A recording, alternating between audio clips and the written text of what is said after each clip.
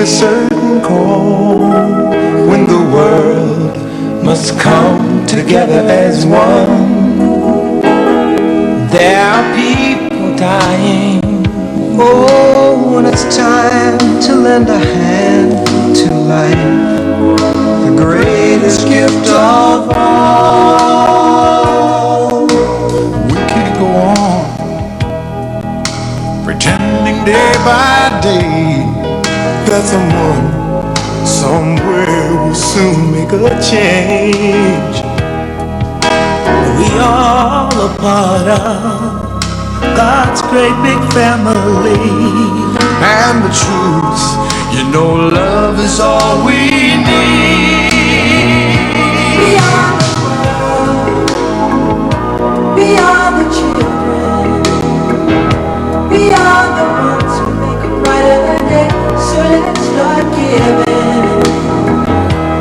There's a choice we're making. We're saving our own lives. It's true, we make a better day, just you and me.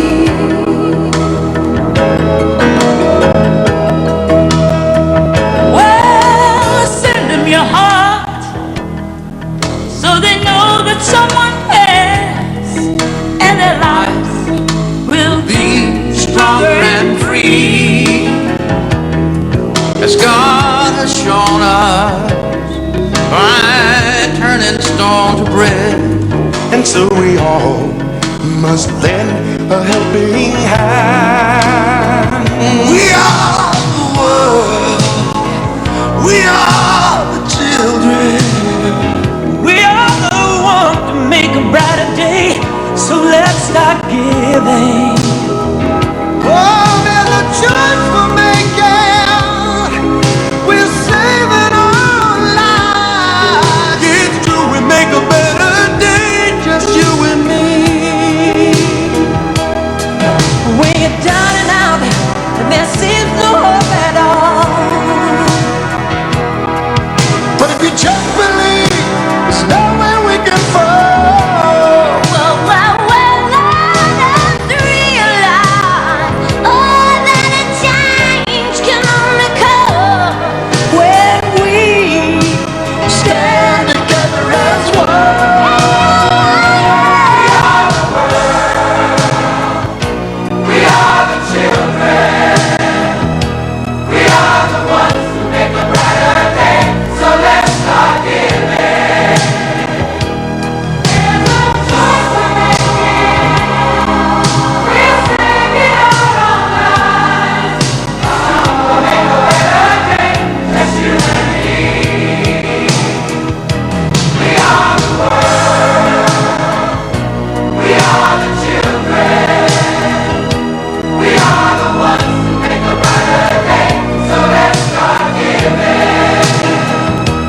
There's a choice we're making.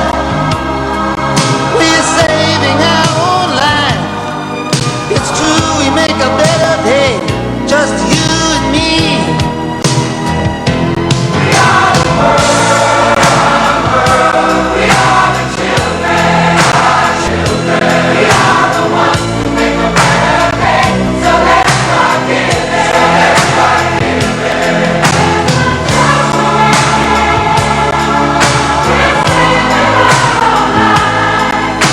It's true, we make a better day, just you and me.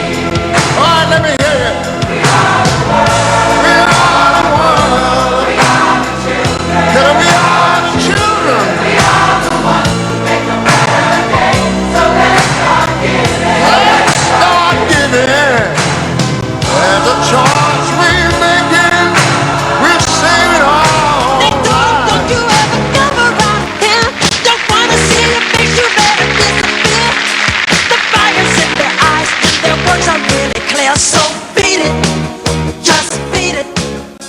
Voilà, en sortant sur le plateau, Anne, entourée avec deux jeunes garçons tout à fait épatants. À votre gauche, il y a Jean-Hugues Anglade, mesdames, messieurs. Et à ma gauche, il y a Michel Blanc. Les années Les années 80 ont pour tous les deux été des années très fortes. Anne, on va commencer par Jean-Hugues qui est à côté de vous. Est-ce que vous avez, si je vous dis que vous êtes le profil de la nouvelle génération d'acteurs des années... C'est vrai. Bien, c'est exact. Voilà, Alors, voilà une déclaration forte. Voilà, on passe à autre chose. Ce profil va-t-il changer dans les années 90 alors? Personne n'en sait rien. Je veux dire, j'ai des films qui vont sûrement être différents, donc qui vont proposer une image un peu différente de moi. Déjà, l'image que vous avez donnée de vous était déjà différente quasiment à chaque fois. On vous a vu dans des rôles un peu difficiles, nus. On vous a vu dans d'autres... Habillé aussi. Et Numéro des France également. Il peut tout faire. Oui. Non, vous voulez me donner quand même ce sentiment, s'il vous plaît, que vous pourriez avoir sur les années 80? Allons-y. Eh bien, moi je vois ça à ma petite échelle. J'ai pas tellement. Je suis assez timide par rapport au regard que je pourrais avoir sur le reste des événements dans le monde. Je suis sensible à tout ce qui se passe, mais je suis très tourné vers mon métier. Voilà. Et peut-être que plus tard, avec l'âge, avec la bouteille, ça viendra de m'occuper de choses qui touchent d'un peu moins directement à mon métier, c'est-à-dire des causes humanitaires ou autres. Pour l'instant, j'en suis pas encore là. Marquez, Christophe, il vous proposait pas tout de suite de vous engager dans une grande cause humanitaire. Non. Mais pourquoi tu me regardes comme ça? Mais non, j'ai regardé, moi c'est Anne qui est en train de parler là, c'est pas moi. Non, mais simplement, c'est de savoir au fond qu'est-ce qui reste de ces années. C'est un peu ce qu'on demande à chacun. C'est au fond, à la fin d'une décennie, dans le tamis de toutes ces années, qu'est-ce qui vous reste? Alors, est-ce qu'il vous reste simplement vos rôles? Est-ce qu'il vous reste ce que vous avez fait au cinéma? Ou est-ce qu'il vous reste un air du temps, des événements qui vous ont marqué? Vous dites vraiment, je suis content d'avoir vécu ça ou d'avoir vu ça? Oui, mais je suis content d'avoir vécu plein de choses, et je suis triste d'avoir aussi vécu d'autres choses. Il y a la mort de Patrick Dewey, quelque chose qui m'a beaucoup marqué. Il y a des événements qui sont, comme toute décennie, positifs et négatifs, mais j'arrive pas à en tirer un plus qu'un autre. Voilà. Michel Blanc, un jour, pardon Christophe, un jour, Michel Blanc, vous m'avez dit, en fait, on croit que je suis gay et je suis sinistre. Alors, dans les événements qu'on vient de se dérouler là, il y a une quantité de catastrophes encore invraisemblables. Bon, je reviens sur ce que j'ai dit, je suis très optimiste. Ah bon? Oui, parce qu'en fait... Ça peut être un mauvais jour. C'est-à-dire que je ne suis pas un fantaisiste, c'est ça que je voulais dire par là. C'est-à-dire que je suis trop timide pour faire le clown, mais c'est par timidité. Mais je suis plutôt un optimiste parce que finalement, je trouve qu'il y a plein de choses vraiment très formidables qui se sont passées pendant ces années-là. Et puis ce qui se passe en ce moment à l'Est, c'est quand même formidable. Alors, bon, c'est vrai qu'il y a des gros points noirs assez effrayants dont on a parlé et dont on va parler, mais enfin, bon, c'est vrai que c'est arbitraire de découper en tranches de 10 ans. Alors, puisqu'on fait des choses arbitraires, soyons arbitrairement optimistes. Pourquoi pas? Moi, je trouve qu'il y a des choses absolument superbes. Il y a effectivement l'apartheid qui en a pris un grand coup, apparemment. Il y a le stalinisme qui en a pris un très très sérieux coup. Il y a plein de choses. Et moi, je me dis qu'on peut, sans être totalement bête, retenir ces trucs-là. Et il y a quelqu'un qui vient dire que votre moustache aussi en avait pris un gros coup. Ah oui, sérieusement. Oui, mais ça, c'est à la demande de Gérard Depardieu et je lui ai offerte. Alors, les années 80 pour vous, ça a été la fin du café-théâtre avec toute l'époque épatante et également formidable que vous avez vécue. Pour rentrer dans une carrière d'auteur où vous avez écrit, réalisé, fait des succès phénoménaux, genre Marche à Longue, qui ont fait des, je ne sais pas combien de millions d'entrées, mais énormément. Ça veut dire que vous essayez de...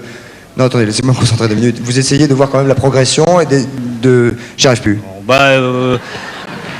On fait ça au coup par coup, il n'y a pas de progression, c'est vrai qu'il y a eu plutôt une suite d'événements agréables et de films formidables, de choses que j'attendais pas, parce qu'un succès, celui de Marche à l'ombre, on a toujours envie de faire un succès, mais enfin celui-là, il était énorme et inespéré, c'est formidable. Après, on m'a proposé, presque par magie, tenue de soirée, et puis j'en ai été très content personnellement, et voilà. Il n'y a pas que vous. En tout cas, moi, j'en ai été très content, puisqu'il faut parler de soi, il paraît, de ces années 80. Non, mais ce sont tous nos années 80, tous non plus. Bah oui, mais enfin, bon, tenue de soirée, c'est un truc très personnel, alors voilà, et puis moi, j'en ai été content. Oui, non, mais il n'y a pas que vous. Bon, alors je ne sais pas. Bon. Bon. Enfin, vous êtes optimiste. Oui, oui, voilà. J'ai Bien. décidé de l'être en tout cas. Très bien. Bon, bah alors on va vous casser le moral tout de suite. Allez-y. On va enchaîner avec de l'optimisme et du pessimisme à la fois, parce que ces années 80 ont été des grandes années pour la médecine, des années de progrès, comme les greffes, la procréation artificielle, puis des années d'impuissance aussi, comme le sida, qu'on n'a pas encore réussi à juguler. Martine Alain-Rignaud, qui est la spécialiste vraiment à TF1 des problèmes de santé, nous raconte ces années médecine. Merci Jean-Luc Anglade et merci Michel Blanc. En médecine, les années 80, c'est un mélange de bonheur et de malheur. Bonheur avec Amandine, le premier bébé éprouvette français. Elle est née la même année que la pose du premier cœur artificiel chez un homme, Barney Clark, qui survécut 4 mois. 2 grandes premières, déjà un peu lointaines, face à la nouvelle terreur, le virus du sida. Il a surpris le monde en 80 et semé sur son chemin la peur, la maladie, la mort, touchant surtout, par le sexe et par le sang, les hommes et les femmes, les plus jeunes et les plus actifs dans pratiquement tous les pays. En 81, la France comptait seulement 7 cas de sida. En 90, elle en attend plus de 15 000. L'acteur américain Rock Hudson fut le premier à oser montrer sa maladie liée à l'homosexualité. Mais ce n'est pas la seule cause du sida et les choses évoluent. Aujourd'hui, les hommes sont encore beaucoup plus touchés que les femmes, mais entre autres, à cause de la toxicomanie, le nombre des femmes et des enfants contaminés augmente. La recherche avance à pas de géant et l'on commence à croire qu'un vaccin sera possible dans les années 90. On m'a changé mes poumons et mon cœur. Vrai motif d'optimisme celui-là, le succès des greffes d'organes. Cette petite fille montre qu'avec un don d'organes, des transports extrêmement rapides, un médicament anti-rejet révolutionnaire et l'informatique, plusieurs milliers de greffes de reins, de foie, de cœur sont réussis chaque année. Ils étaient 2000 l'an dernier à nous le prouver au Palais des Congrès de Paris. Et puis, quand il n'y a pas de cœur disponible, on peut essayer celui d'un singe. Ce fut la voie ouverte en Californie sans succès en 83 avec la petite Baby Faye. On peut aussi placer en attendant un cœur artificiel. Ah, les machines, elles sont belles, chères et performantes. Maintenant, on sait tout voir sans ouvrir et soigner sans toujours être obligé d'opérer. Témoin ces calculs pulvérisés à travers la peau. Témoin aussi ces admirables images en 3 dimensions qui vous décortiquent la tête d'un être vivant sans l'endormir et le faire souffrir et qui permettent de l'examiner sous tous les angles. L'imagerie médicale, c'est sans doute ce qui a le plus bouleversé la médecine dans les dernières années. Vision ultime, ce fœtus normal de 12 semaines, vu sous toutes les coutures, vivant dans le ventre de sa mère. Ah, les belles machines, ah, les beaux bébés, revenons-y. Bien sûr, il y a du pour, mais il y a aussi du contre. Les conceptions en éprouvette, les dons d'ovules, les dons de sperme, d'embryons, les naissances artificielles, mais aussi la congélation d'embryons humains, ont des odeurs de soufre. Le fait que l'on puisse y toucher en laboratoire inquiète. S'il est un domaine où les succès sont fantastiques et les naissances multiples, c'est bien celui-là.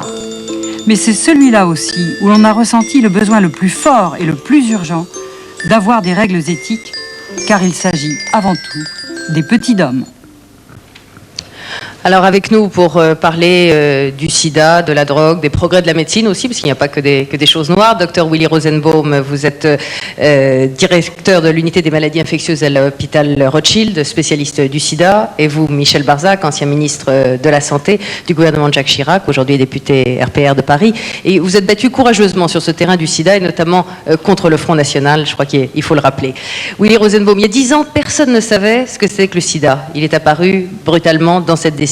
Aujourd'hui, c'est devenu une peur, panique gigantesque. Est-ce que dans 10 ans, vous pouvez dire que les choses iront plutôt mieux, ou est-ce que l'épidémie est telle et la pauvreté finalement de nos moyens, quand la recherche n'a pas trouvé et qu'on a finalement qu'un préservatif à la disposition des gens pour éviter la maladie, est-ce que vous pouvez dire que les choses iront mieux ou plus mal? Alors, je crois que les années 80, c'est finalement la découverte de la maladie. Et si il est vrai que nous avons eu 10 000 malades en France dans ces années, nous en aurons 100 000 dans les années 90. Il faut que chacun en soit conscient, quoi qu'on fasse, puisque les personnes qui font le sida sont des personnes qui ont été infectées dans les années 80 et qui feront la maladie sida dans les années 90. Donc de toute façon, même si demain on trouve un vaccin, l'épidémie est en marche. Absolument, je crois que tout le monde doit être conscient de ça et mobiliser les ressources pour ça. Alors, est-ce que pour autant il faut être pessimiste? Est-ce qu'il faut être catastrophé? Je ne crois pas, parce que d'énormes progrès ont été faits et les patients aujourd'hui peuvent en bénéficier. Ces progrès, le plus important me paraît être celui de l'acceptation, et où Madame Barzac a joué un rôle clé, je dirais, l'acceptation sociale, car la maladie, c'est de la souffrance physique, mais aussi de la souffrance morale. Et je suis personnellement plutôt fier de la façon dont l'ensemble de ce pays a réagi et a accepté les patients. Je crois qu'il faudra faire un effort supplémentaire devant l'afflux de ces malades et augmenter cette acceptation. Et puis, il y a également des traitements qui sont aujourd'hui disponibles. Dès aujourd'hui, et je crois que ça aussi, c'est quelque chose qui marque cette fin des années 80 et qu'il faut faire accepter pour que les personnes, tout le monde sache que des traitements sont disponibles et qu'ils les utilisent. Qu'est-ce que ça veut dire des traitements sont disponibles? Je disais tout à l'heure, je discutais avec Madame Barzac et je disais qu'il y a, en 85, l'espérance moyenne de vie des malades était de 6 mois. Aujourd'hui, cette espérance est passée à 3 ans, 2 ans et demi, 3 ans. Et on peut espérer que ça augmente, et on est sûr même que ça va augmenter dans les prochaines années. Donc, pour obtenir ces résultats, des traitements ont été développés et seront développés à un degré encore plus grand dans les prochaines années. Il faut que les patients encore les utilisent.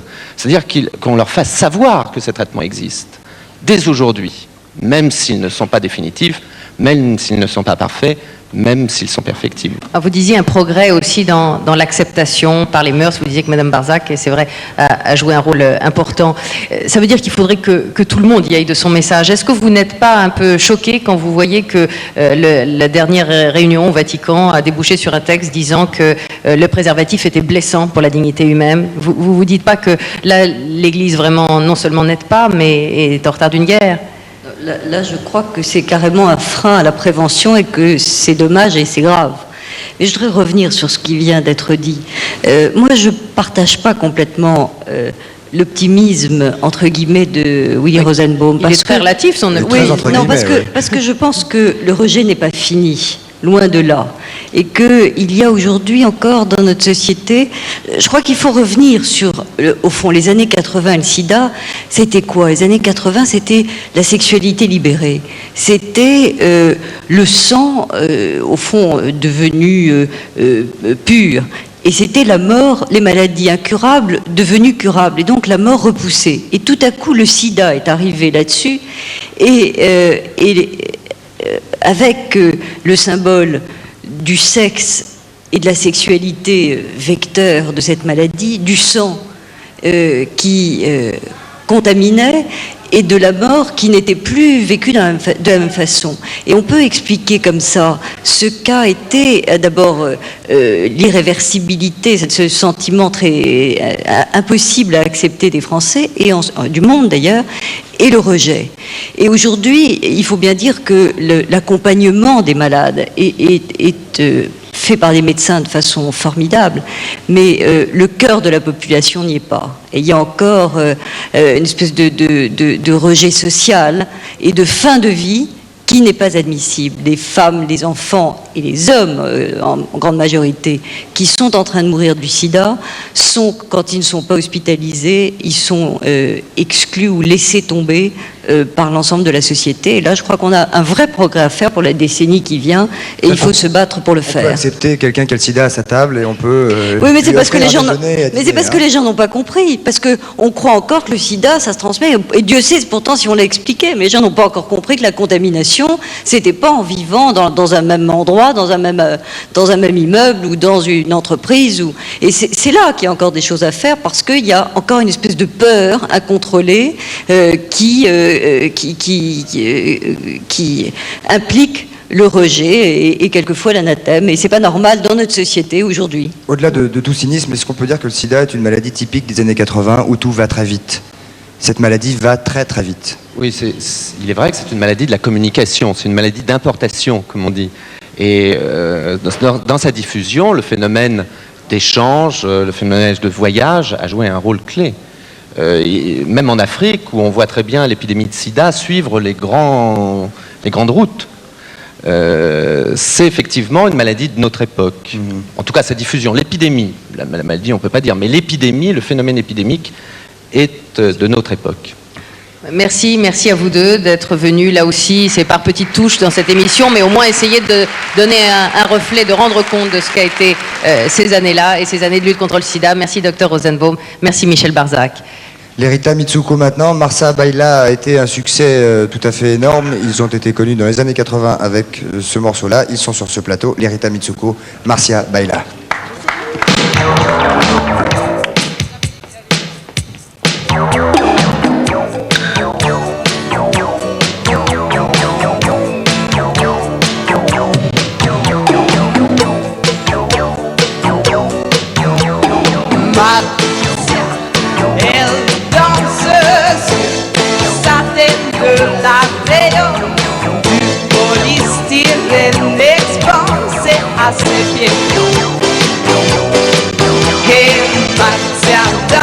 Avec des jambes déguisées comme des couperets, de flèches qui donnent des idées, des sensations. Oh Marcia, elle est maigre, belle, saine, belle comme à la ville. La voir danser me transporte. Oh, comme ta bouche est immense quand tu souris et quand tu ris, je ris aussi. Tu aimes tellement la vie que l'on se prend, que l'on sent en toi. Mais c'est l'amour qui t'a assassiné.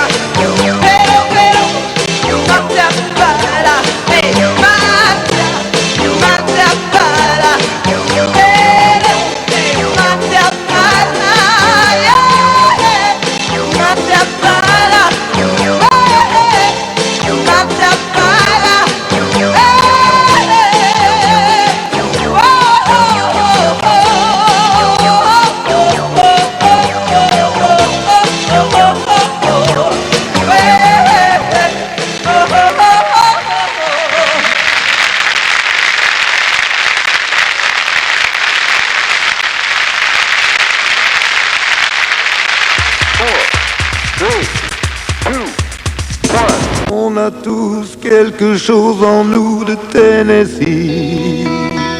Cette volonté de prolonger la nuit, ce désir fou de vivre une autre vie, ce rêve en nous avec ses mots à lui, quelque chose de Tennessee, cette force qui nous pousse vers l'infini.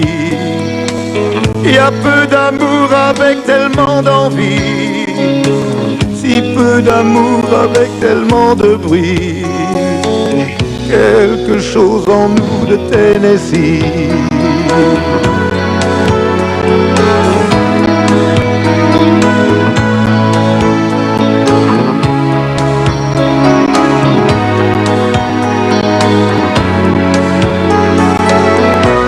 Ainsi vivait Tennessee, le cœur en fièvre et le corps démoli, avec cette formidable envie de vie. Ce rêve en nous, c'était son cri à lui, quelque chose de Tennessee.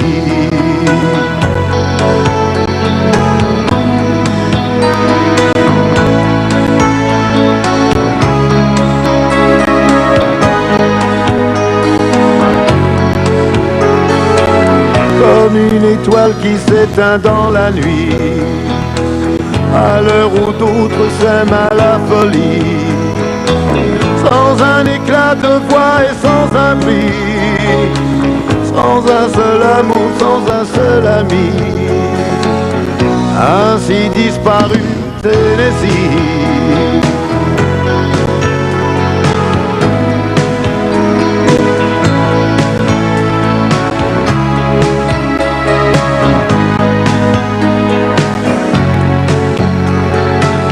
À certaines heures de la nuit, quand le cœur de la ville s'est endormi, il flotte un sentiment comme une envie. Oh, ce rêve en nous avec ses mots à lui, quelque chose de Tennessee.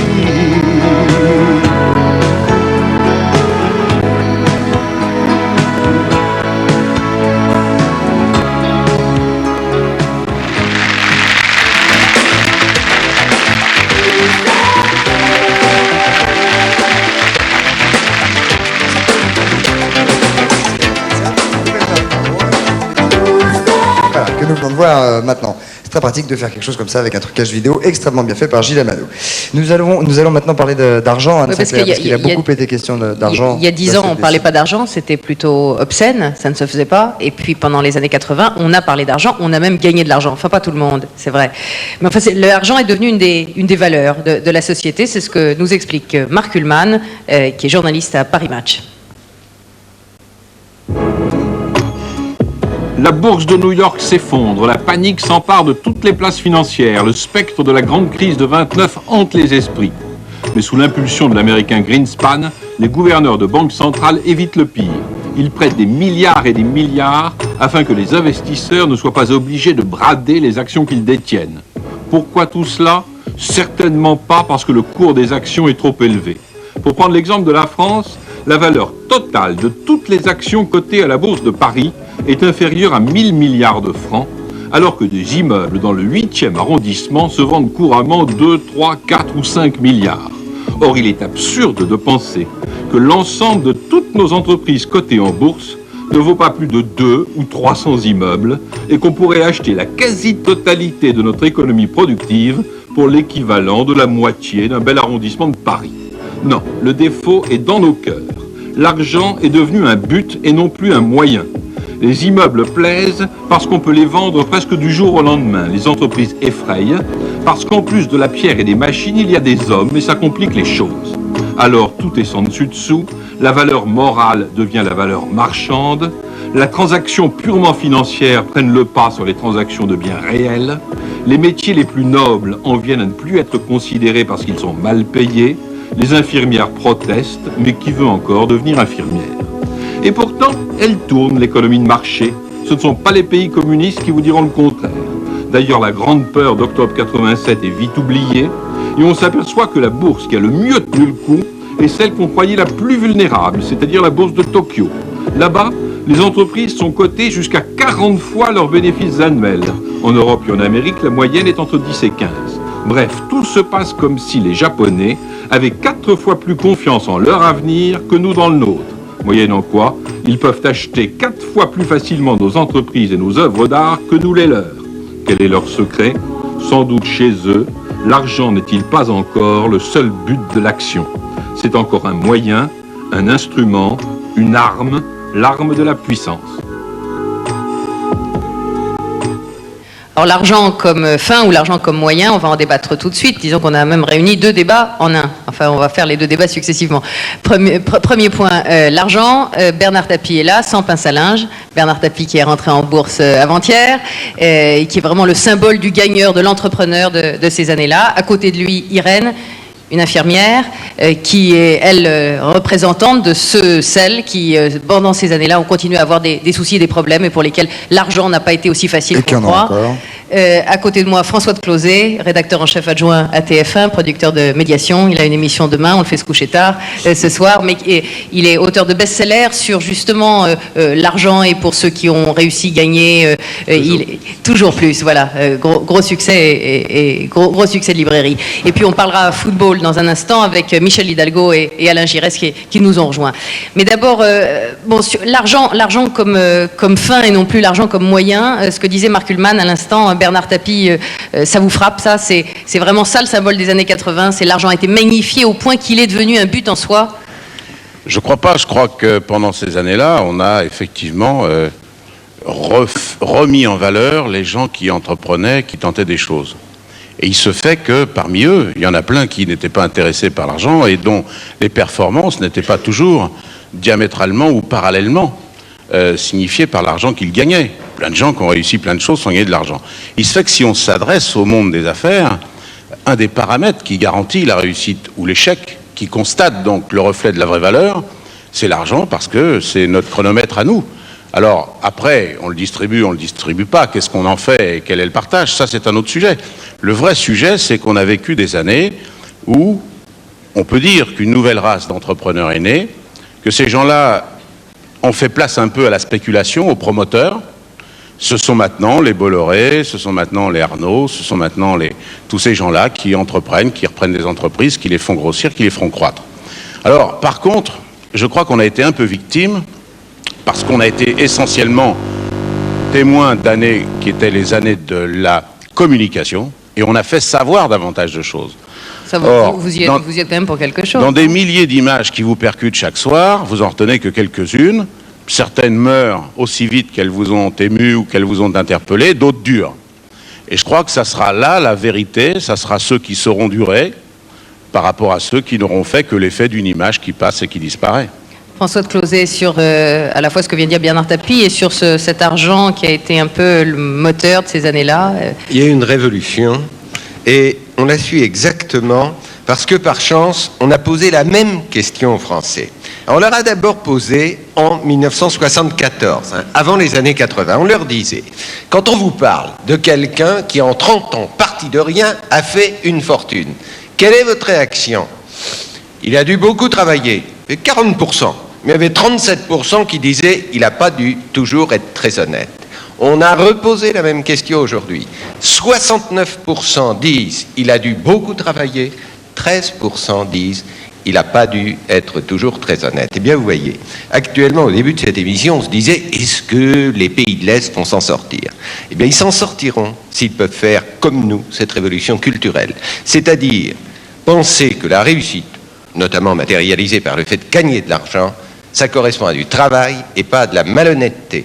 Nous avions une mentalité de sous-développés et on pensait que la réussite, c'était plus ou moins, vous voyez, symbole de malhonnêteté. Aujourd'hui, on sait que c'est symbole de travail. Seulement à partir de là, certains ont dit, eh bien, allez, on gagne de l'argent et tout. Non, les Français sont de bon sens.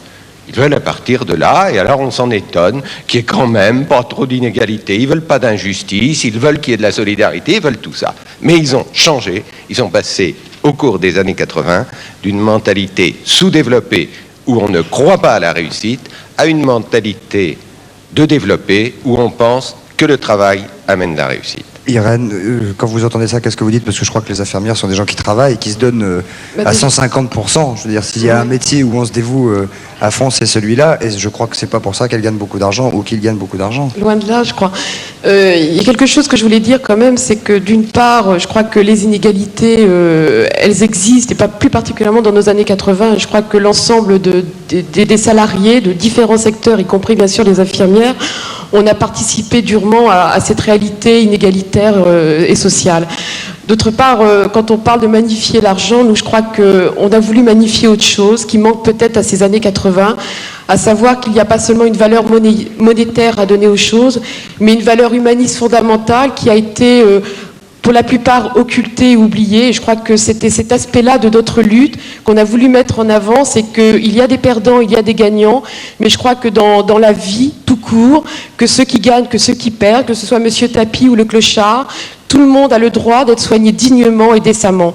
Et il semble que notre société aujourd'hui n'a toujours pas encore trouvé les moyens, enfin c'est une société barbare quelque part, parce que les vieux on ne sait toujours pas quoi en faire, parce que les jeunes on sait encore de moins en moins quoi en faire, et que ça, tout ça fait que bon, notre lutte elle a été mêlée à des valeurs qui sont très loin de celles de la bourse à mon avis. Bernard Tapie, quand vous entendez Irène, et au fond, Irène, elle représente les infirmières, elle représente aussi tous ceux qu'on a découverts, c'est-à-dire les enseignants, ou les agents des impôts, ou enfin tous ceux qui ont dit... N'oublions pas les chômeurs, n'oublions pas les chômeurs. Tous ceux qui ont dit on est un peu les oubliés de la croissance. La présence, j'allais dire en même temps, montre qu'on a voulu, et je crois que c'est le fait de gens qui connaissent pas bien, on a voulu forcément faire opposition à un certain nombre de valeurs qui ne sont pas du tout à mettre en opposition. Je veux dire par là que la création de richesse est un potentiel d'amélioration du niveau de vie général. C'est pas en disant il n'y a plus un créateur de richesse que vous arrangez le sort des pauvres. Donc il faut d'abord, avant de parler de partage, savoir qu'on va peut-être avoir quelque chose à partager. Ce qu'il ne faut pas accepter, c'est l'idée qu'on est forcément et cynique et égoïste parce que vous êtes entrepreneur ou riche. Je connais un tas de gens très pauvres qui sont de fiefés salauds, qui sont de vrais gros égoïstes. Et je connais un tas de gens riches qui sont très généreux. C'est pas forcément parallèle. C'est facile de le faire, au moins, je vais vous dire. Personne n'a dit ça. Hein, mais si, bien sûr que si, beaucoup, souvent. Alors, ce que je crois, c'est qu'il faut reprendre les choses dans leur ordre et admettre que celui qui, dans une société, permet d'améliorer le sort collectif, il est bon qu'il existe ces locomotives, que si les wagons arrivent avec la locomotive à la gare. Si à chaque virage on perd un wagon et que la loco arrive toute seule, ça fait beaucoup de ferraille pour un seul homme. Donc je crois que ça doit être dans un contexte où la valeur individuelle doivent être reconnues, elles doivent être encouragées, à condition qu'elles s'accompagnent d'un idéal ou disons d'un intérêt collectif. Mais ça, c'est l'amélioration permanente, c'est le sort de tout le monde. Et c'est dans le sens de cette voie-là qu'on travaille tout le temps. Un mot, François Closet. D'un mot, il faut tout de même savoir que dans notre société, tout le monde est attaché aux valeurs matérielles. On n'est pas une société d'assets. Alors, si on n'a plus que des valeurs de fric, c'est une abomination. Je suis entièrement d'accord avec vous. Si on ne sait pas redistribuer, si on ne sait pas faire la solidarité, si on ne sait pas respecter les autres valeurs, c'est une société d'abjection. Vous avez tout à fait raison. Mais le fait est qu'on ne peut pas à la fois revendiquer pour avoir plus de biens matériels, comme tout le monde revendique et c'est normal, et ne pas encourager la réussite. On ne peut pas. Si on ne veut pas encourager la réussite, alors il faut que tout le monde stoppe ces revendications. Or, je crois que les revendications sont saines et qu'il faut exiger la réussite, la récompense de la réussite, le partage et la solidarité. C'est contradictoire, donc il faut le demander ensemble. Irène ? Je voulais juste rajouter que il nous paraît que cette société est quelque part sans âme, non pas parce qu'elle n'a pas su encourager individuellement chacune des catégories dans la santé, mais parce que je crois que réellement, on nous a fait entendre que les moyens ne pouvaient plus exister pour la santé. Or, je crois que sans être une économie, sans être une politique, on sait que les moyens, il en existe, mais prenons les moyens là où ils existent vraiment, et pas en essayant de tirer à Paul pour donner un peu plus à Pierre. Je crois qu'il y a réellement aujourd'hui, y compris dans la santé, parce que c'est mon secteur, c'est celui celui dont je parlerai uniquement.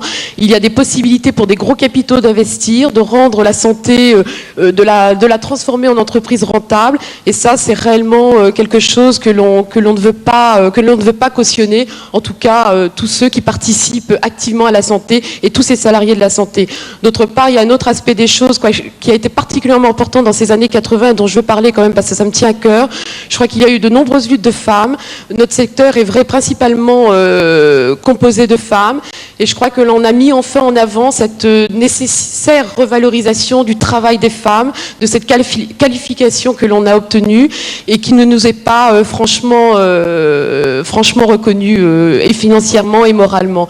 Et je crois que c'est quelque chose d'important aussi dans ces années 80, c'est qu'il y a eu les infirmières, il y a eu les instituts, il y a eu des tas de secteurs comme ça, composés principalement de femmes. Et je crois que ça reflète un peu l'état de domination et d'aliénation dans laquelle on se trouve aujourd'hui dans ces années 80. Dans ces professions particulièrement, parce qu'il ne faut pas non plus généraliser. En effet, la vie des femmes n'a pas plutôt empiré dans les années 80. Disons que le niveau de responsabilité a été quand même de plus en plus et de mieux en mieux partagé. Alors, Irène, c'est l'exemple d'un dévouement et peu de choses au bout. Et puis il y a Alain Giresse qui va prendre le micro de Michel Hidalgo pendant 2 minutes parce que le sien est mort pour le moment, et qui est l'exemple de quelqu'un qui a gagné beaucoup d'argent et très vite avec le sport. Alors moi je voudrais que vous nous donniez votre réflexion sur cet argent si vite gagné. Et est-ce que vous en avez toujours autant? Et est-ce que vous ne l'avez pas gagné cet argent peut-être un peu trop rapidement? Bien, moi, en ce qui me concerne personnellement, non, certainement pas. Ce qu'il y a, c'est qu'il est sûr que quand on fait le métier que l'on fait, nous, je veux dire que c'est un métier comme ça, que l'on arrive là-dedans, d'abord qu'il y a au départ un jeu qui devient un métier, et tout d'un coup, avec tout l'aspect financier qui vient de se greffer là-dessus, et je dirais qu'on est un petit peu, quelquefois, surpris de voir les sommes qui nous sont données pour nous permettre de pratiquer notre métier. Un transfert, par exemple, coûte beaucoup. Ah oui, par exemple. Enfin, il faut se dire que les transferts, par exemple, ne fonctionnent que de club à club et que le joueur, en l'occurrence, a simplement une rémunération plus importante et non pas ces grosses sommes que l'on entend et qui transitent d'un club à un autre, tout simplement. Et je crois que ça fait partie du système professionnel, en France comme ailleurs d'ailleurs. Donc, je crois que en ce qui concerne les joueurs, je crois qu'il faut faire très attention, c'est sûr, à ce phénomène de l'argent et que pour nous, c'est une chose qu'il faut profiter puisque c'est ainsi, mais je crois que ce n'est pas l'essentiel en ce qui nous concerne. Est-ce que vous n'avez pas répondu? Est-ce que vous avez peut-être un sentiment d'avoir gagné trop vite et trop d'argent? Trop vite, c'est-à-dire c'est certain que au niveau dans la vie, c'est vrai qu'on démarre dans le football très jeune et tout d'un coup ces sommes d'argent arrivent rapidement. C'est vrai quand on a 18-20 ans, tout d'un coup ces sommes-là nous sont proposées et effectivement on n'est pas du tout armé. De toute façon on n'a pas une formation non plus pour être armé comme ça pour recevoir ces sommes-là, mais je dirais que ça c'est ainsi et je crois qu'à l'inverse de d'autres, je crois qu'on démarre très haut et très fort par rapport à notre âge au niveau financier et qu'ensuite je crois que on fait un métier pendant 10 ans qui nous permet de gagner de l'argent, mais ensuite on retombe bien, si vous voulez, après ces 10 ans. Pardon ? Vous avez eu des déconvenus, des soucis ? Oui, mais ce qui me concerne, oui, effectivement. Mais je dirais que, bon, ça, ça n'a rien à voir, c'est un cas personnel. Ce que je veux dire, c'est que tout d'un coup, ces 10 années passées, je crois qu'on retombe après, je veux dire, dans ce que l'on peut faire, à moins d'avoir eu la possibilité, et ça n'arrive pas beaucoup de joueurs, de pouvoir vivre avec ce qu'ils ont gagné pendant leur carrière. Vous ne regrettez rien, pour conclure? Pardon? Vous ne regrettez rien? Certainement pas. Je ne suis pas venu dans le football parce qu'il y avait de l'argent à gagner. Je suis venu parce que j'aimais ça et parce que j'étais doué pour ce sport-là. Et puis tant mieux que j'ai pu en faire pendant 10 ans ou 15 ans mon métier. Michel Hidalgo, vous êtes à côté d'Alain Giresse. Je voudrais votre réflexion aussi là-dessus, puisqu'on est sur un plateau fric. Oui, ce qu'il faut d'abord dire, c'est que tous les sportifs professionnels et autres sont d'abord venus au sport par amour. Il y a après les aspects financiers, bien sûr, mais ils ne le savent pas au départ. Et puis, en France, c'est toujours un mauvais mariage, l'argent et le sport. Dans d'autres activités, on en parle beaucoup moins et il y en a beaucoup plus. D'abord, il faut mettre en préambule que tout ce qui est excessif, tout ce qu'il y a de trop grand, il faut le combattre. Mais par contre, ce qu'il faut dire, c'est que l'argent existe partout et l'argent n'est pas moral, immoral ou amoral, c'est dans son aboutissement qu'il y a cette moralité. Et donc, il y a des très grands musiciens qui gagnent énormément d'argent, c'est pas pour cela qu'ils prodiguent de la mauvaise musique. Mais dès que dans le sport, quelqu'un gagne beaucoup d'argent, il est toujours suspecté de quelque chose. Alors, il faut détruire cette image-là, et d'abord dire qu'il y en a beaucoup moins qui gagnent de l'argent qu'on ne le pense, il y en a quelques-uns, mais c'est comme dans toutes les activités, quand il y a des champions qui remplissent les stades, il est normal qu'ils gagnent énormément d'argent. Il y en a beaucoup d'autres qui en gagnent pas beaucoup, et on croit qu'ils en gagnent. Personnellement, j'ai été joueur professionnel pendant 13 ans, on ne gagnait pas d'argent, et on avait la même suspicion que les footballeurs actuels. Alors c'est ce qu'on voudrait combattre, et répéter que l'argent, eh bien, il faut le prendre en pleine gueule, tout le monde, et qu'il faut savoir le maîtriser.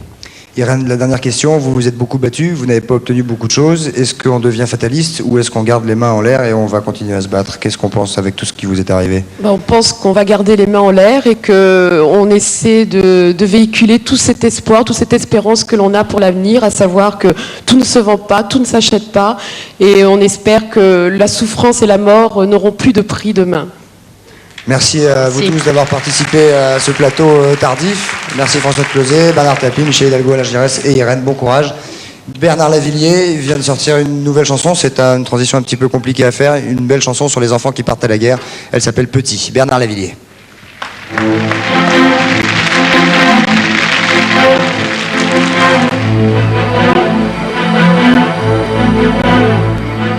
Un enfant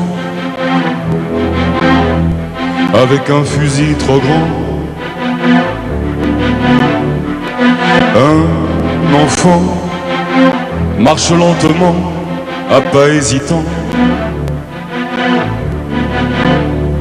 au milieu du sang et du silence, et du silence. Un enfant, mais apparemment c'est plus un enfant.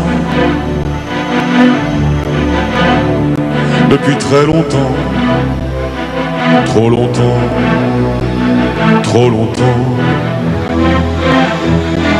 Bientôt 10 ans, t'as jamais joué au voleur, au gendarme qui a peur, à l'insouciance. Petit, tu devrais regarder les filles et voir dans leurs yeux qui brillent des valses lents. Tu vois dans leurs yeux des éclairs de feu, béton déchiré par les barbelés, et de temps en temps du cristal de sang. Quand vas-tu mourir?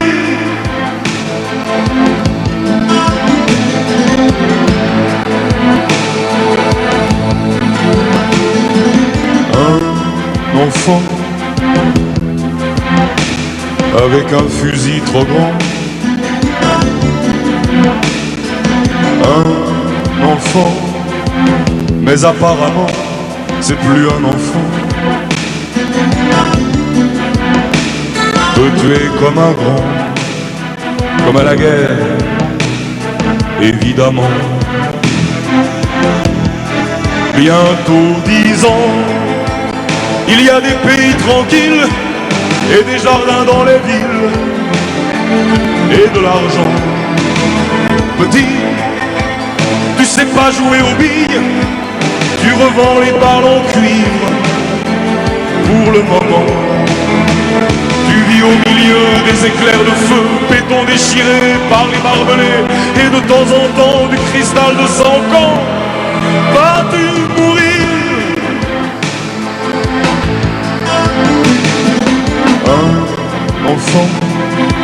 Un enfant trop vieux, un enfant trop dur, un enfant, bien évidemment, de tuer comme un grand.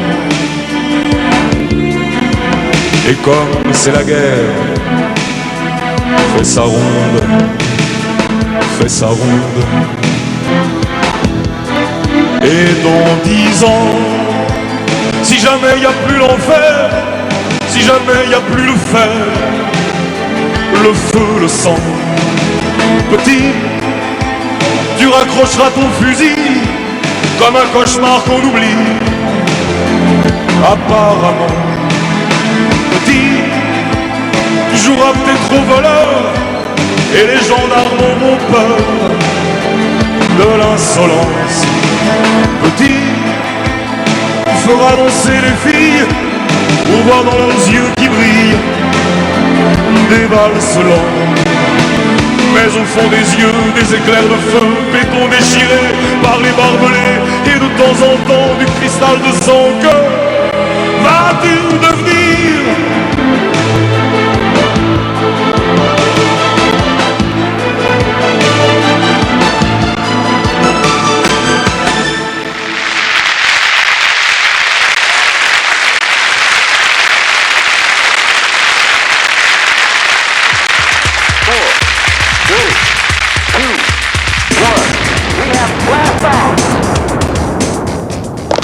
Ragazzina, bella, Antonio, questo per favore, querida, un segundito. You are a tourist, yeah? On a tout dit sur l'Europe, mais rien, sauf des clichés, sur les consommateurs européens. Alors, Young et Rubicam, première agence de publicité européenne, organise un grand colloque avec TF1, Convergence et divergence culturelle en Europe.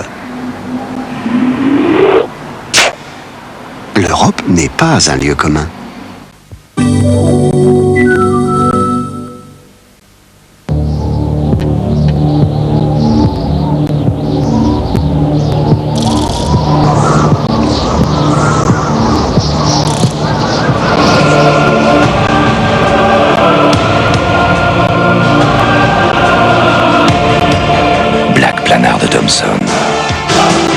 Une nouvelle technologie pour une qualité d'image exceptionnelle.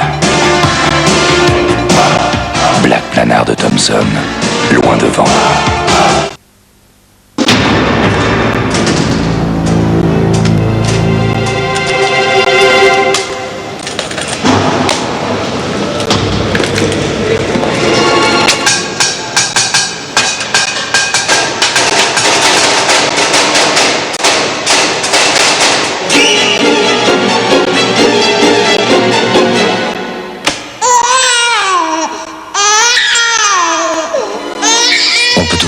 Sur une Vendère. Synthétiseur 2, 14 nouvelles sélections. Synthétiseur 2, un programme numérique fascinant.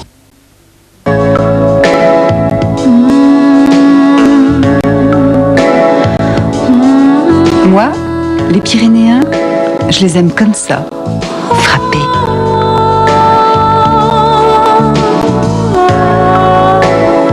Les Pyrénéens, découvrez-les frappés.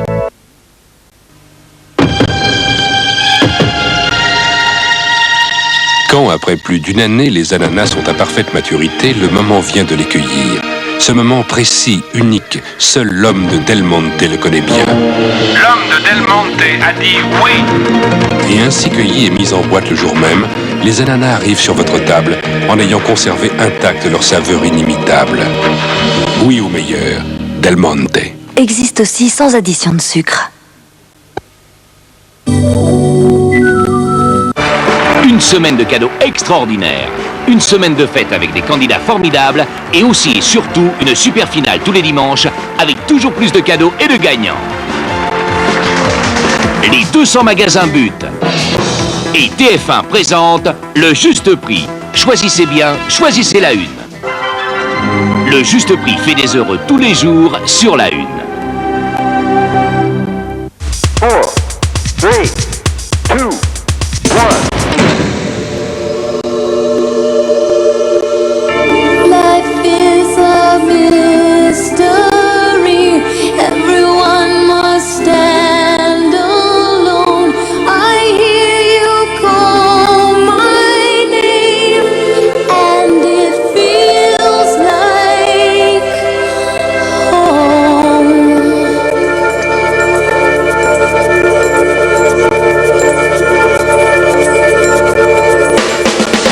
When you call my name, it's like a little prayer. I'm down on my knees. I wanna take you there in the midnight hour.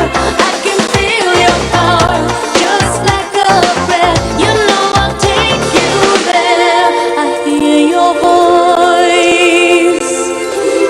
It's like an angel sighing. I have no choice. I hear your voice. Feels like flying.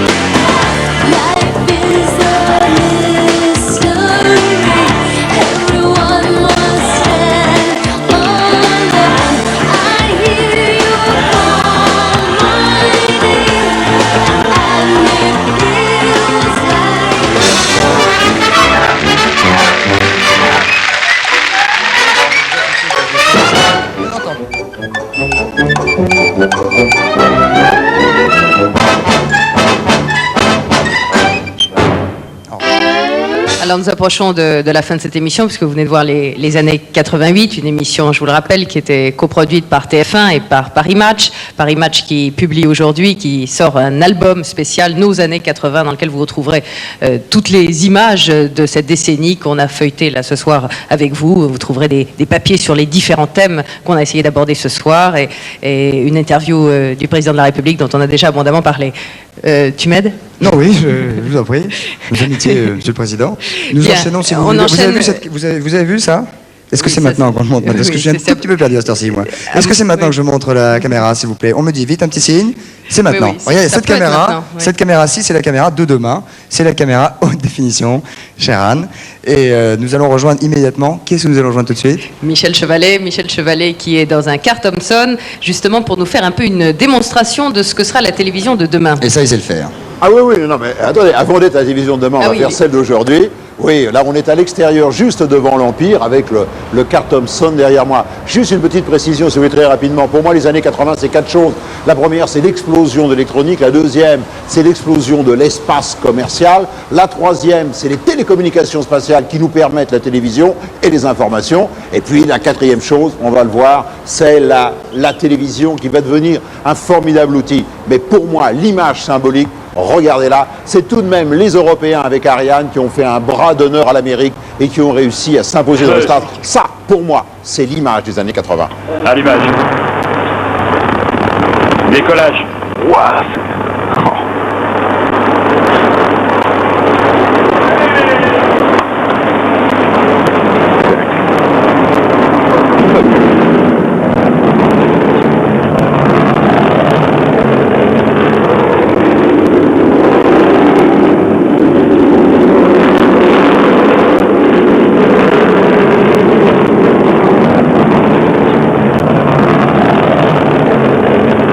Voilà, décollage d'Ariane, donc ça a été, si vous voulez, le formidable succès de l'Europe, comme d'ailleurs l'Airbus. Et puis là, eh bien, je suis dans le car Régie Thomson. Ça, c'est ce que je dirais, vous voyez, c'est la télévision du futur, elle est déjà présente. Ça, c'est, allez, quasiment l'an 2000. On va y revenir, mais je vais vous montrer que tout ce qui se passe en ce moment, c'est une formidable mutation. Bon, par exemple, ça, c'est votre téléviseur. Vous savez, c'est un rectangle, format, disons, 4 tiers. Et puis, on voit les points images. Tenez, on va mettre une mire. Regardez bien votre téléviseur. Si vous regardez, vous voyez les petits points de votre téléviseur? Oui. Eh bien, ça, c'est ces petits points, c'est ce qui vous donne votre définition. Eh bien, on va l'améliorer. Alors, voilà. Là, vous avez la première étape d'une télévision. Regardez bien. Ça, c'est votre image classique maintenant. Et puis, on va vous donner des téléviseurs. Regardez, ça s'ouvre, l'image s'ouvre. Et vous avez un écran qui devient un grand rectangle. 16/9, c'est-à-dire que ça vous donne la vision périphérique, ça vous donne le relief. Ces téléviseurs commencent maintenant à être construits. Donc vous voyez, c'est progressif. Ça, c'est les années, allez, 90, 91, 92. Mais c'est pas fini. Si vous regardez l'image, on met une mire, regardez bien maintenant la finesse de l'image. On a multiplié, c'est la deuxième étape, le nombre de points. Voilà, on fait le, voilà, vous voyez, les points sont, voilà, il faut pas que personne ne bouge.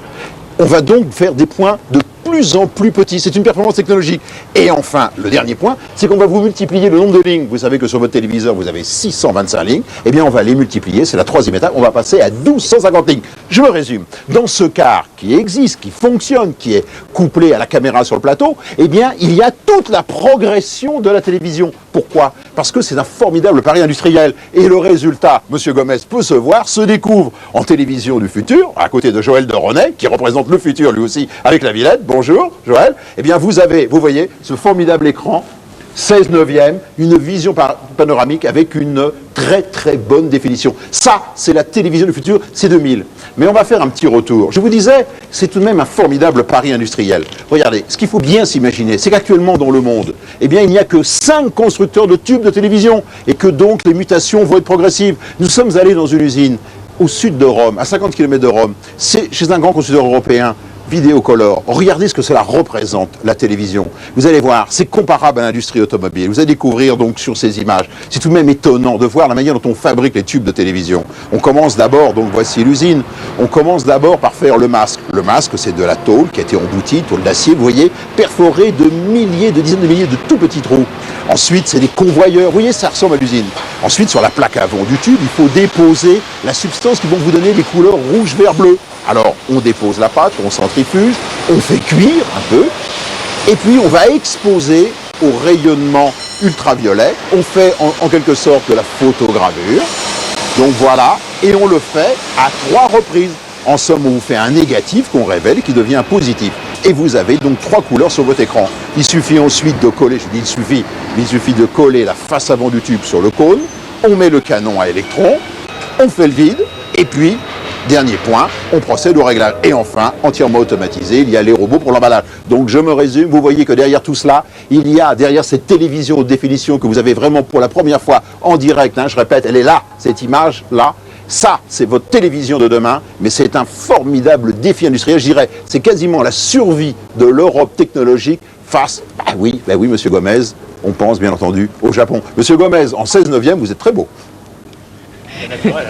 Et ben voilà l'enchaînement. Donc avec nous, comme on ne l'aurait pas compris, Alain Gomez, PDG de Thomson. À côté de lui, Joël de René, directeur du développement et des relations internationales de la Villette, biologiste, futurologue bien connu. Michel Cotta, à côté de moi, directrice de l'information de TF1 et qui a été la première présidente de la haute autorité, c'est-à-dire de l'institution qui a symbolisé le détachement des industries de communication du pouvoir politique. On va y revenir dans un instant. Alain Gomez, c'est un défi industriel formidable. C'est l'Europe face au Japon. Et c'est une bataille que vous espérez gagner? Une bataille que nous gagnerons, mais c'est une bataille extraordinairement difficile. En fait, une bataille décisive. En fait, c'est une partie de bras de fer. Je crois que pour comprendre, il faut remonter au début des années 80, pour comprendre cette histoire qui va se terminer à la fin des années 90. Donc c'est un peu le sujet de l'émission de ce soir. Au début des années 80, le Japon est un pays qui sort à peine du sous-développement. Il contrôle environ 10% de la production mondiale en électronique. Il suit, il imite, il copie. À la fin des années 80, le Japon contrôle 50% de la production mondiale électronique. Il a complètement sorti les Américains eux-mêmes de l'électronique grand public. Il a sorti tous les Européens, sauf 2. Et il domine le marché. Et comme les Japonais sont les Japonais, c'est-à-dire un peuple guerrier, tout entier organisé pour la domination, et la domination totale, car un Japonais ne se contente pas de 50%, de 60%, de 70% du marché. Il veut 100%. Il veut 100% de tous les marchés. Il veut 100% de toute la photo, de toutes les motos, demain de toute l'automobile, et bien entendu de toute l'électronique. Donc comme un Japonais veut tout, eh bien il continue. Qu'est-ce que fait un Européen? Eh bien un Européen regarde la situation, déplore d'avoir été enfoncé sur un magnétoscope, enfoncé sur les postes de radio, enfoncé sur les lecteurs de compact disque, mais constate que sur la télévision, sur ce produit, nous avons encore un bastion, un très gros bastion, solide. Et nous savons que depuis 10 ans, les Japonais creusent une mine, une grande mine, profonde, discrète, mais très dangereuse, pour nous faire sauter.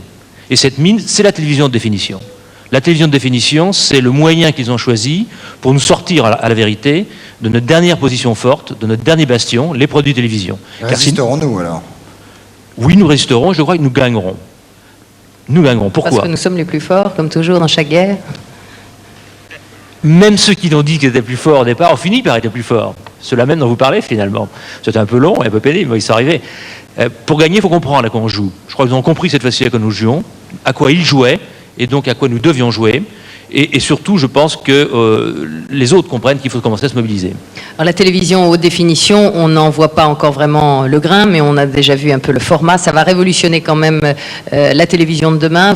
C'est un encouragement formidable pour vous, parce que vous dites qu'il y a tous les foyers à équiper. C'est formidable comme enjeu. C'est formidable, c'est un très beau produit. Ce sera, effectivement, comme l'a montré Michel Chevalet tout à l'heure, c'est un produit qui est 8 fois meilleur en définition, en qualité, que celui qui existe actuellement. C'est le cinéma sur grand écran total dans votre salon. On peut dire quand même que les citoyens et les Français pourront l'avoir chez eux quand? Ce qu'on dit demain, c'est peut-être après-demain en fait. 95. 95. 1995. Faut être patient. Ah, c'est les années 90, on recommencera. Hein. Oui, oui, Bon, ça on mais sait pas. Michel Cotta, on voulait parler avec vous un peu de l'explosion des télévisions dans le paysage, du nombre de télévisions et du fait qu'elles se sont peu à peu libérées du pouvoir politique. Alors est-ce que plus de télé, ça a été plus de liberté ? Ça, sans doute, hein, j'en suis convaincu. Mais je crois que ce qui est très important dans les années 80, c'est l'abandon du monopole. Je crois que c'est la date essentielle dans l'histoire de la télévision. On a attendu en France 1982 pour abolir le monopole, et partout ailleurs, il avait été aboli bien avant, puisqu'en Angleterre, par exemple, c'est 1954. Alors, d'un coup, évidemment, il y a eu place, et la technique, bien sûr, a été capitale pour ça. Bien sûr, tout de suite, il y a eu place pour des tas de télévisions, hertziennes ou par satellite, des tas de radios, et c'est vrai que l'explosion caractérise les années 80. Alors, dans tout ça, les hommes politiques, finalement, ils ont commencé à avoir peur, comme toujours en matière de communication, parce qu'on a toujours peur des phénomènes qu'on n'est pas sûr de maîtriser. Et puis après, finalement, ils se sont aperçus que, au fond, plus il y avait de canaux, et plus la liberté d'expression était assurée. Mais ils se sont aperçus aussi qu'on ne dominait pas la télévision comme on l'a dominée lorsqu'il y avait une seule chaîne en France, par exemple, parce que tout le monde était captif. Il n'y a plus de téléspectateurs captifs, et ça, c'est ça la liberté. Ils sont aussi aperçus que quand ils avaient essayé de dominer la télévision, ils avaient généralement perdu les élections. C'est ça, ils se sont aperçus que c'était une machine aussi très difficile et qu'on pouvait pas, et qu'il ne suffisait pas d'y apparaître pour convaincre, et que souvent c'est parce qu'on apparaissait trop. Il y a des hommes politiques qui en ont fait la démonstration d'ailleurs. C'est parce qu'on y apparaissait trop qu'on perdait les élections. Donc c'est un outil qu'on ne sait pas tellement apprivoiser, que les hommes politiques ne savent pas apprivoiser, dont ils ont peur, mais auxquels finalement ils sont bien obligés de se résigner. Et dans cette bataille, au fond, la communication a gagné. Et on peut dire qu'on est désormais affranchi, on est comme toute démocratie normale, un peu comme on disait tout à l'heure avec Philippe Séguin et Jacques Delors, on est devenu une démocratie banalisée, et aujourd'hui la télévision est affranchie du pouvoir politique. Je crois que l'audiovisuel, c'est un reflet de la société politique dans laquelle on vit, de la société tout court, et que plus il y a de moyens d'expression, et plus grande est la démocratie. Hein, je pense que c'est la conclusion. Oui, oui, mais c'était tout le monde disait, je suis optimiste, je suis pessimiste. Bah, on peut être optimiste après tout. Eh bien, restons-le. Restons-le. Joël de René, est-ce que vous êtes optimiste pour la technologie de demain et d'après-demain ? Je suis un optimiste inquiet. C'est-à-dire que je suis optimiste et j'ai foi en l'homme, sa capacité de se ressaisir, mais je suis inquiet par les délais qui restent pour vraiment comprendre les grands enjeux du monde de demain. Mais vous savez, rendre le futur concret, on va terminer, au fond, on a balayé toutes les années 80, ouvrons un peu sur les années 90. Qu'est-ce qui va changer pour nous dans les années 90, très concrètement, dans notre vie de tous les jours ? Est-ce que je peux dire un mot sur un pionnier des années 80 ? Je vous en prie. Un pionnier des années 80 qui était un pionnier du monde des sports de glisse, un pionnier de la planche à voile, et qui a disparu jour pour jour le 24 novembre 1984, entre la Chine et Taïwan. C'était mon frère Arnaud Dronet, et je voulais lui rendre hommage ce soir. Vous faites bien. Alors, je crois que, comme je pourrais vous parler des années 90 pendant 2 heures, et que c'est pas le cas, je voudrais choisir un élément qui me paraît être tout à fait déterminant des années que nous allons vivre, et on a beaucoup prononcé le mot, c'est celui de la communication, mais d'une communication un peu particulière. Je dirais que c'est la communication personnelle mobile. C'est-à-dire la possibilité pour chacun de pouvoir se connecter à des ordinateurs, à des téléphones, à des différents réseaux avec lesquels nous allons pouvoir travailler. Et pour ça, j'ai voulu l'illustrer par un certain nombre d'objets qui, je crois, sont très familiers dans les années 90, qui existent déjà aujourd'hui, et qui, chacun d'entre eux, illustre un peu ce monde de demain. Le premier, c'est un ordinateur qui est ici et qui est très puissant. Pour vous donner une idée, cette machine... Attendez, je vais vous tenir le micro. Cette machine qui fait à peu près 512 K de mémoire, aurait occupé, il y a encore 4-5 ans, pratiquement 1 mètre cube. Il ne faut pas que vous bougiez trop, parce que sinon le cadreur il va devenir fou. Hein. Pratiquement 1 mètre cube. Et cette machine peut communiquer avec les réseaux internationaux, et c'est-à-dire donc beaucoup d'autres ordinateurs, par l'intermédiaire d'un modem miniaturisé comme celui-là. Donc voilà déjà un premier exemple, la miniaturisation extraordinaire des ordinateurs, et le fait que probablement vers la fin des années 90, on pourra communiquer avec eux par la voix. Je le pose là.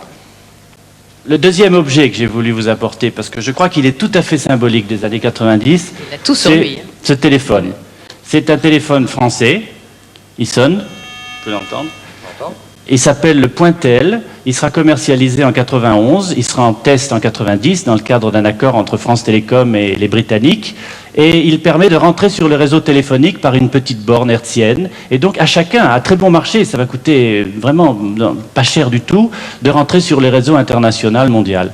Et puis il y a ce petit appareil. Alors là, vous pouvez vous C'est-à-dire appeler qu'on pourra téléphoner de n'importe où dans le monde. de n'importe où dans le monde, à condition d'être à 200 ou 300 mètres d'une borne. Mais ces bornes seront partout dans toute la France, dans les hôtels, dans les cafés, dans les gares, dans les Ça, c'est aéroports. épatant, ça. Alors vous pourrez appeler de partout. Rendez-le, Michel. Regardez, c'est pas lourd. Merci, oui. Mais on peut pas vous appeler.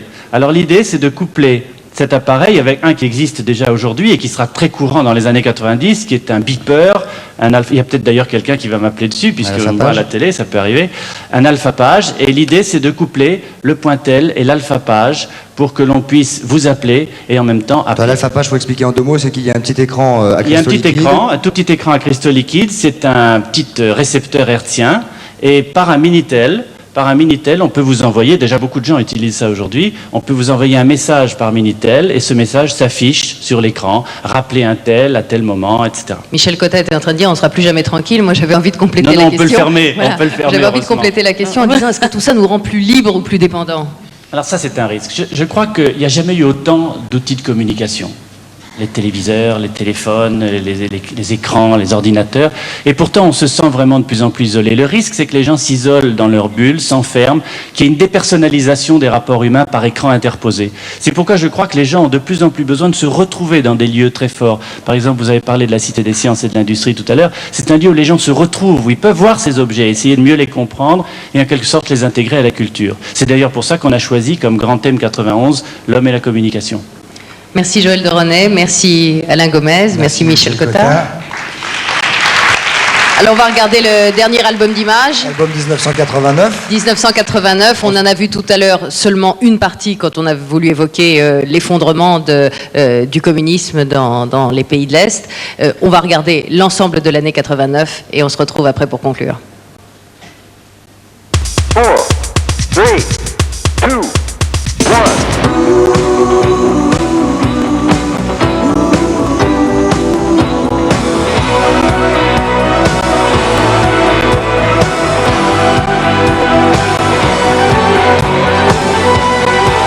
Nuit se lève en haut des tours, les voix se taisent et tout devient aveuglé et sourd. La nuit camoufle pour quelques heures la zone salie, les épaves et la laideur. J'ai pas choisi de naître ici, entre l'ignorance et la violence et l'ennui. Je m'en sortirai, je me le promets, et s'il le faut j'emploierai des moyens légaux.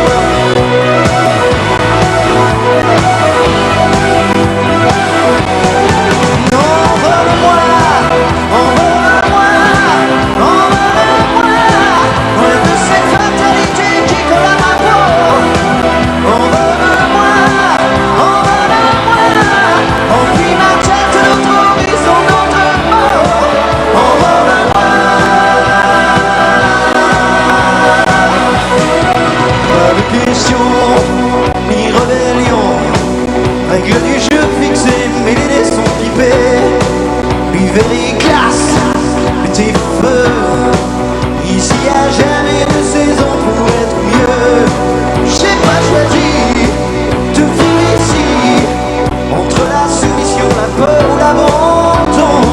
Je m'en sortirai, je te le jure, à coups de livres je franchirai tous ces murs. Dans la fin de cette émission, je vais vous demander de réserver un accueil extrêmement chaleureux à l'artiste qui va arriver et qui a attendu toutes ces heures pour chanter une très très belle chanson, qui est une chanson de Balavoine. Mais avant, on va se dire au revoir. On va se dire au revoir, on va dire au revoir à tous ceux qui sont passés la soirée avec nous pour feuilleter un peu cet album des années 80 de manière un peu impressionniste avec tous les événements, les images, les acteurs principaux où on a essayé de donner un peu un reflet de ces années-là. Je vous rappelle que cette émission a été coproduite avec Paris Match qui nous a aidé dans la construction de cette émission, à l'arranger Dominique Cancien, Béatrice Esposito, les gens de la SFP, tout le monde a beaucoup travaillé. Nous aussi, on est un petit peu fatigués, on va aller faire un gros dodo, on vous souhaite une bonne nuit, mais avant ça, une très très jolie chanson de Balavoine, tous les cris, tous les SOS, et c'est Jeanne Masse qui a attendu et qui est là ce soir pour la chanter. Jeanne Masse.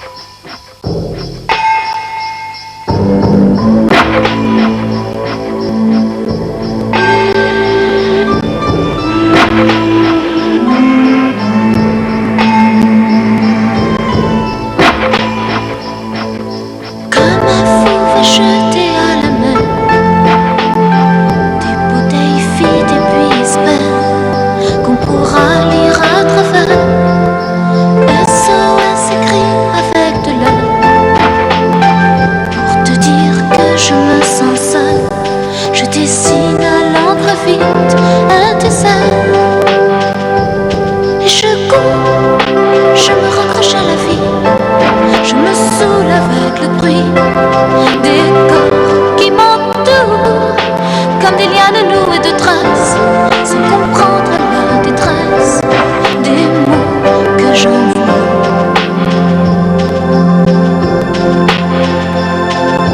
Difficile d'appeler au secours quand tant de drames nous empressent et les larmes nouées de stress étouffent un peu plus les cris d'amour.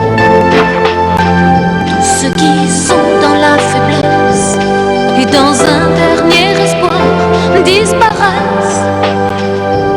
Et je cours, je me raccroche à la vie, je me saoule avec le bruit des corps qui m'entourent, comme des lianes nouées de traces, sans comprendre la détresse des mots que j'envoie.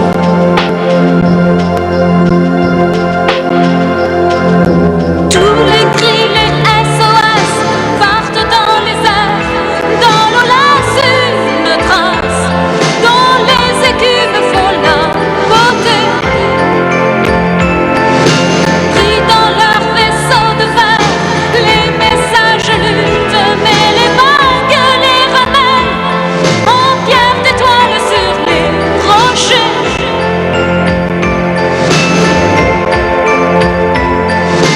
Et j'ai ramassé les bouts de verre, j'ai recollé tous les morceaux, tout était clair comme de l'eau. Contre le passé, y a rien à faire, il faudra changer les héros dans un monde où le plus beau reste à faire. Et je cours, je me raccroche à la vie, je me saoule avec le bruit des corps qui m'entourent, comme des lianes nouées de traces,